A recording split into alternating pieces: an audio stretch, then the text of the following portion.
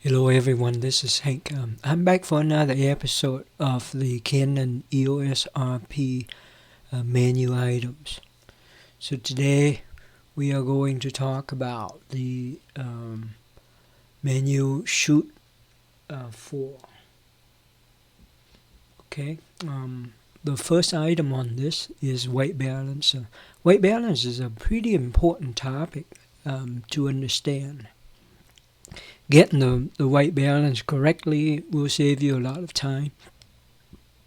Even though for many cases, especially when you shoot raw, you can change white balance in post-processing fairly easily. But it pays to get it right out of the camera, and then you don't have to mess with it in post-processing. Save a lot of time. Okay. So the default for white balance is auto white balance, and just what it says, auto meaning that the camera is going to set it for you. So exactly what is white balance anyway? White balance is the camera's attempt to calibrate itself so that the white color looks white. Alright? And it doesn't always do a good job in determining that in auto white balance. But okay, and then the camera also gives us a whole bunch of choices to set the temperature ourselves. Now you may wonder what temperature you're talking about. Okay, so let me kind of quickly talk about that. Okay, the colors that the camera sees, there's multiple colors. Okay, our eyes are so good. Our eyes and brains are so good that we see, the light mostly is white. Okay, because our brains adjusted for it. But depending on the time of day, depending on the whether or not there are shade, clouds, and stuff like that, the temperature constantly changing.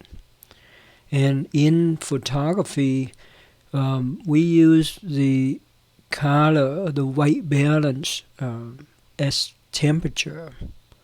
Okay, and the temperature, the unit is in Kelvin. Technically, it is degrees Kelvin, but in photography speak, we never mention the word degrees. So we basically drop it completely. So the right terminology would be, for example, in this example, daylight set 5200K. So that's for Kelvin. So that's a temperature. We don't say 5200 degrees Kelvin, right? So keep that in mind. Okay, so the range is from 2,000 to 10,000. That's what this camera recognizes or allows you to set manually.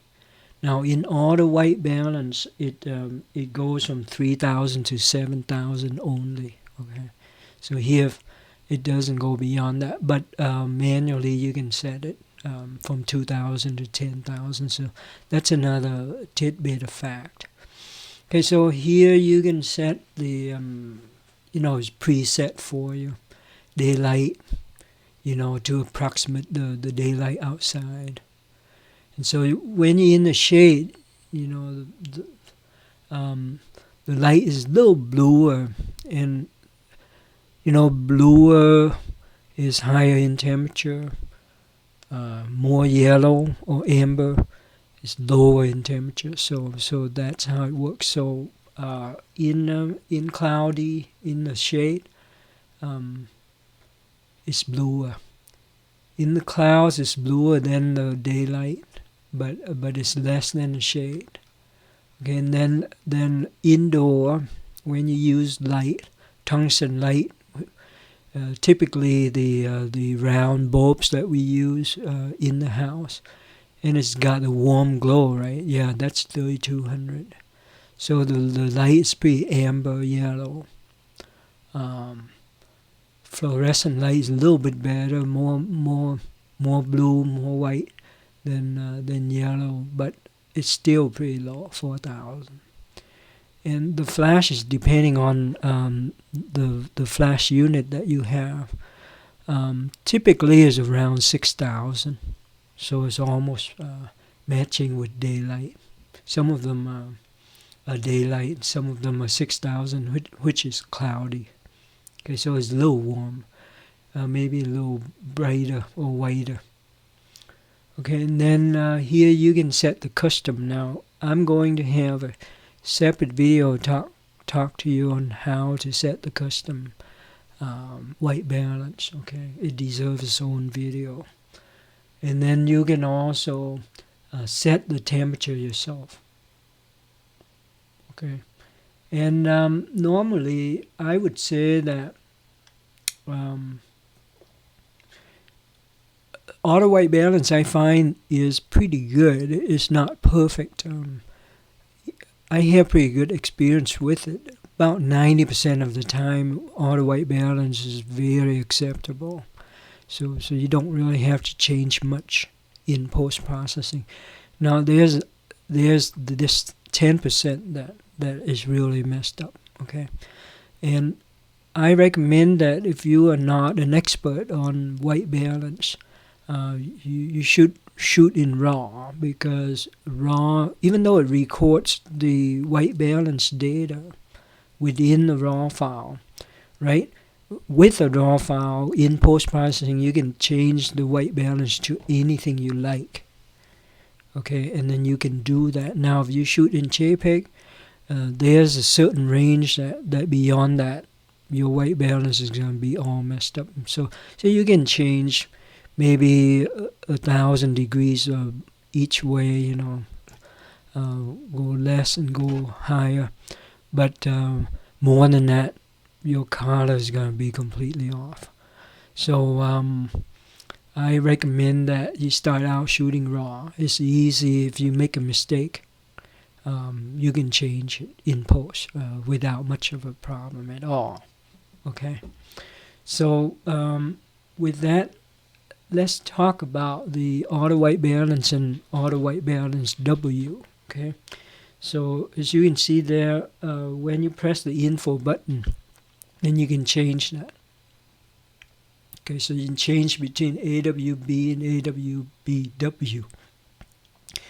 Now, for many years, Canon only have AWB, so that's automatic white balance, right? And Canon had always wanted to retain the warm ambient color, so it's well known for that. So everything looks warm, meaning that it's a little reddish, okay, but amber looking. And a lot of people love it, but some people don't really like it. I kind of like my colors to look like what my eyes see.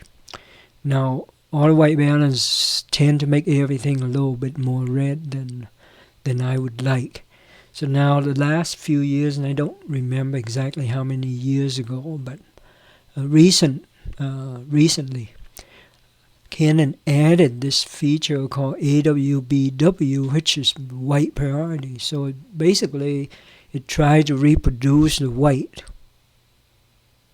Okay, and it does a really good job. The picture, when you take indoor with light bulb, right, without flash, and then the picture would look almost like the way your eyes would see it. It's still a little warm, but it's not like completely amber like AWB would give you. So depending on your preference, I choose AWB-W. I love that mode. So that is what I shoot 100% of the time now. In the 10% that AWB mess up, I use post-processing to fix it. Other than that, I don't even touch that thing now. It's good practice to get it right. So that's why we are going to talk about custom setting and the manual setting as well. So let's talk about the manual setting. Okay, so basically manual is exactly that. Okay, if you use the main vertical dial to change it. Okay, so you kind of have to have a general concept. General concept being that daylight is 5200. You got to remember that. Cloudy is 6000, right? Indoors like 3200. And if you go lower, it's gonna get more amber. If you go higher than a certain value, and then it'll get whiter or bluer. Okay, so for example, if I'm outdoor right now, and then I'm in bright sunlight, and that would be like 5200, and then I would set that, right? And if the white color is going to look white. So that's basically how it works. All right, and then you can set whatever. Okay, that you like. For example, if you're indoor, just crank it to 3200, or until what you see is, remember when you have simulation enable, exposure simulation, and then you basically can see the white balance on screen. So you can adjust this thing to your liking, and so that is one way to do it. All right. The rest of it, when you shoot flash, maybe just use this, and white fluorescent light, use that, and so on and so forth. All right. So that's white balance. Custom white balance is what I'm going to make a separate video for.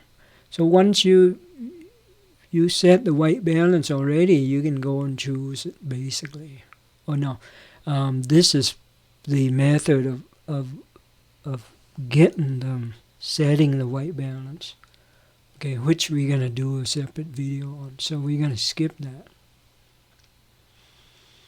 Okay, white balance shift and bracketing. Now, this one, I would say that this is for the expert. Normally, if you, they do sell a sensor or a meter. Yeah, you can call it a meter. That measure the white balance. Okay, and it will tell you quite a bit about what you need to do. Also the color shift and stuff like that. So it gives you a set of setting, and you can go in here and you can change these things to match it. Right? So basically you could use the left and right and up and down arrow to change. Like if you think that it's too blue and you want more amber, you just move it toward the amber. Right? The more you move, the more amber the picture is going to get. Okay. Right? Likewise, if it's too brown, too amber, and then you can go blue.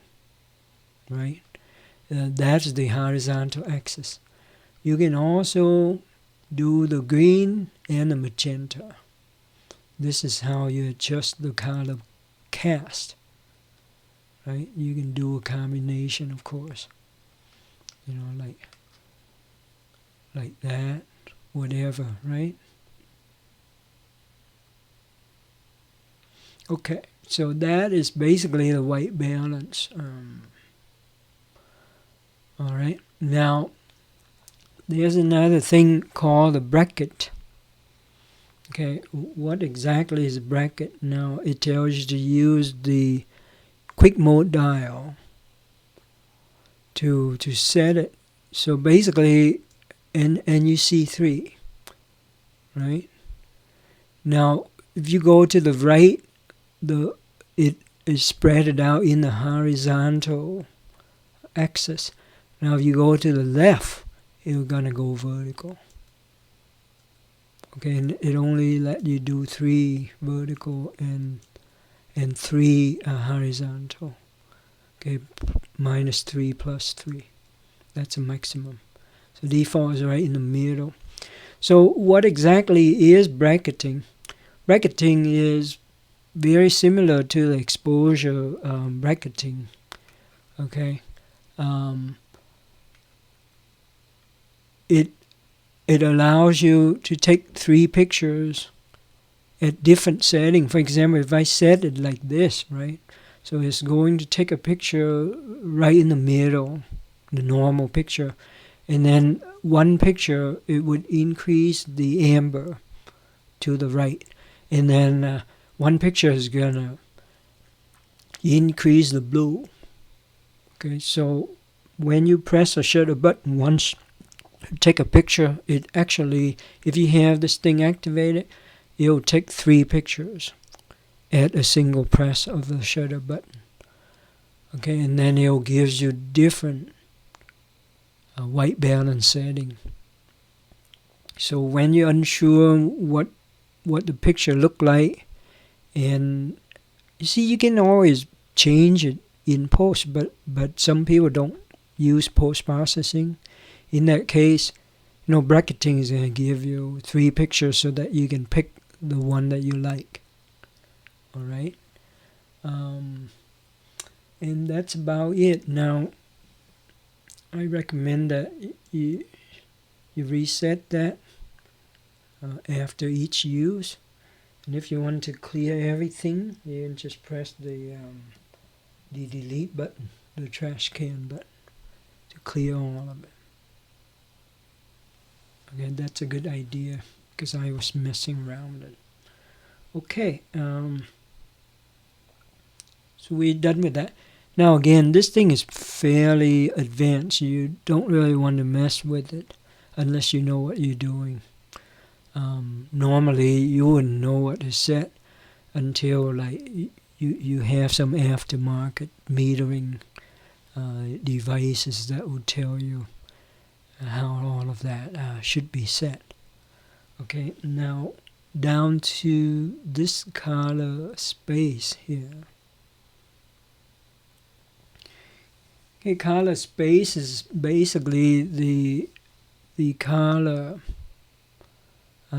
that the camera is going to use. So there are 2 color space that is most popular. Is sRGB. That is basically industry standard, right? So sRGB is most everything use it. The printer use it, and everything else. Now it has a certain amount of millions of colors, so and so. Okay, so it has a lot of colors, but when you compare that to Adobe RGB, okay, which is the red, green, blue color space, both of them are RGB here. Adobe is a company that makes Photoshop, remember that? They have a color space, and this Adobe color space has got more colors than the sRGB. Okay, so if you really use a lot of post-processing, and if you're printing on industrial business type of printer, the really expensive, complicated one, then Adobe RGB is going to give you more colors to choose from. So the gradation of colors is better. So the default is sRGB because most everything use that. So normally that is what you get. But if you use a lot post-processing, I recommend that you choose Adobe RGB just because it has more colors to mess with. Okay. Most of us can't really tell anyway, but that's the idea. And then if you have something like Lightroom, Photoshop, you can always change that color space anytime you want. Okay. Okay, the last but not least is picture style. The default is auto. Now, mind you, these settings only applicable to the JPEG, and also only applicable to the display. Okay, so basically you set it here. When you chimp it, when you press the preview button, it'll show you in the picture style that you choose here. Okay, now when you take raw pictures, okay, these things doesn't really matter. But having said that, the caveat is if you have, I'm not really sure about Lightroom, but I think it's the same because I use Photoshop and not Lightroom. But okay, so Lightroom and Photoshop, okay, even though in the raw file it doesn't really care about these things, except that Photoshop and Lightroom can read what you have set here from the camera, because that is kind of that data is embedded in the raw file. Photoshop and Lightroom reads it, and I think DPP does too. And it said, oh, you use landscape picture style, and then it will show you the picture, the raw picture, with the landscape setting. Okay, so actually it is still applicable when you use raw, because you start out already the way that you probably like it. Otherwise, you wouldn't have set the picture style correct. Right, so that is the assumption. It'll show you in that one, even though you can change it to anything else that you like. But that takes time. Okay, in raw file, you can change all of this. So theoretically, you don't need to have these things. You don't need to set anything. But your JPEG is going to be affected. Your display is going to be affected, and even your raw file. The beginning raw file in Lightroom Photoshop is going to show and reflect the picture style setting. So I highly recommend that you pay some attention to this, even when you shoot raw. I normally, because I don't really like, so I normally just set it to neutral or faithful. Okay, which, as you can see, they are the same. Okay, that way my raw file looks the same as my JPEG file anyway. So I always fix my pictures. So, but it's up to you. As I explained, that it does make a difference what you want to set. So if you take portrait, maybe set that to portrait. If you take landscape, set it to landscape, and it will save you some time even in post-processing. All right. With that, I apologize for being so lengthy on this one, but I'd like to stop here, and the next time we come back, we're going to talk about shoot number 5. Thank you. Have a good one.